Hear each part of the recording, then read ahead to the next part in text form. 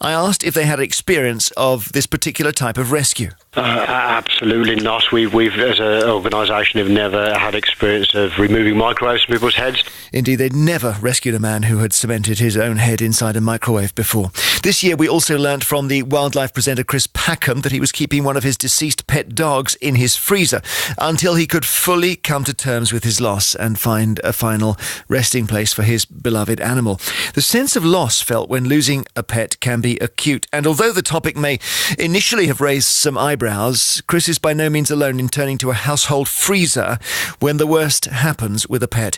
Plenty of listeners got in touch with us to explain that, well, you've done something very similar. Louisa, not her real name, has called, and she didn't want to come on the programme. We know this is sensitive territory, but we've voiced up what she told us. So this is what Louisa has just told us. My freezer's full of dead canaries.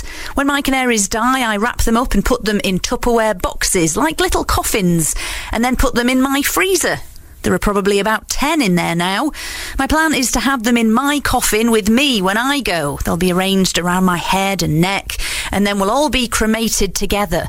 A funeral director's assured me it's okay, as they've done it twice with cats. I've nowhere to bury them when they die because I live in a flat without a garden, and I can't bear the thought of throwing them out with the rubbish. So the only solution is to freeze them and wait until they can go with me. It's not a chest freezer, it's just a normal freezer on top of the fridge. I have had to change my diet because I can't keep food in my freezer because of the space the dead canaries take up. So I can't enjoy Linda McCartney sausages anymore, and I used to love those. Yeah, I hadn't heard that before. That's quite remarkable. Louisa, who's got a large number of dead canaries who she loved while they were alive, they're frozen, and when she's buried, she wants them arranged artistically around her face and neck. Chiltern Pike in Charlwood, Surrey, says, I run a pet crematorium and I do manage pet memorials, and I had a customer who had a large husky in the freezer for 2 years because they couldn't come to terms with the dog's death. It's not unusual for people to freeze pets in their normal freezer along with their food. We seem to have, just in a random manner, the subject of chest freezers comes up almost every show now in different stories, sometimes in quite horrifying contexts. This is more positive. The chest freezer as a means of remembering your dog. Karina Rogers in Kenchurch, Herefordshire. You have issues saying goodbye to your pig. Yes, I do, Jeremy. I actually own a pet crematorium in Herefordshire. Okay. And my pet pig died just before we'd actually got set up. And I put him in the freezer.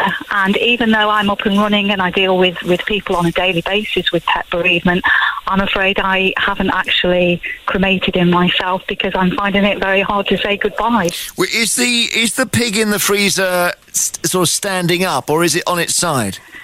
Yeah, he's lying on his side. And do you lift the freezer lid once or twice a day? No, I don't look at him. Right. It's just the comfort of knowing that he's still around. He's still there. He's still got his feet and his ears, and he is still my pet pig, although he's not with us anymore. What's the next step, do you think?